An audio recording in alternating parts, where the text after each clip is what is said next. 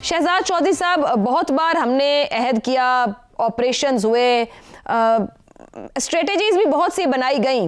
2025 बहुत खूनरेज साल भी साबित हुआ है। आपके ख्याल में फैसला कुन मोड़ साबित होगा या एक बार फिर हम साल के आखिर में या कुछ साल में खड़े होंगे एक आर्जी कामयाबी के साथ?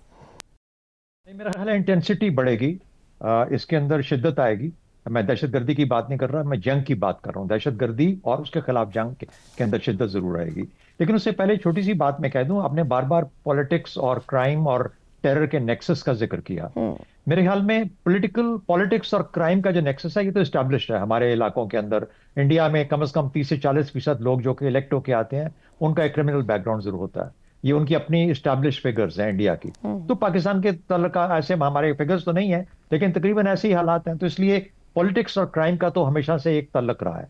जहां पर क्राइम और टेरर मिल जाए वो सबसे खतरनाक चीज होती है, क्योंकि फिर दोनों के जो मफादात हैं वो मुश्तरका हो जाते हैं। तो हम ये कहेंगे कि पाकिस्तान की बॉर्डर इकोनॉमी और वॉर इकोनॉमी मदगम हो गए हैं, जो कि पाकिस्तान के लिए खतरे का बायस बन रही है। बहरहाल इसको छोड़ते हैं। आपने सवाल किया कि 2026 में क्या होगा।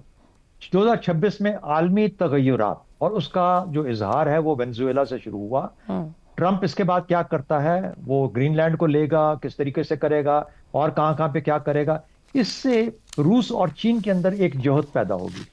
ये जो रूस और चीन की जोहत है वो अपने अपने जोन्स ऑफ इन्फ्लुएंस इलाकों में क्या शक्ल इख्तियार करेगी, उससे जितने वहां के मसाइल हैं वो खुल के सामने आएंगे। मिसाल के तौर पे चीन और रूस दोनों, तो रूस का नियर अब्रॉड है जो सेंट्रल एशिया है, और चीन का बीआरआई के सिलसिले में और फिर उसके बाद मिनरल्स के हिसाब से चीन अफगानिस्तान के साथ एक किस्म का ताल्लुक बन जाता है।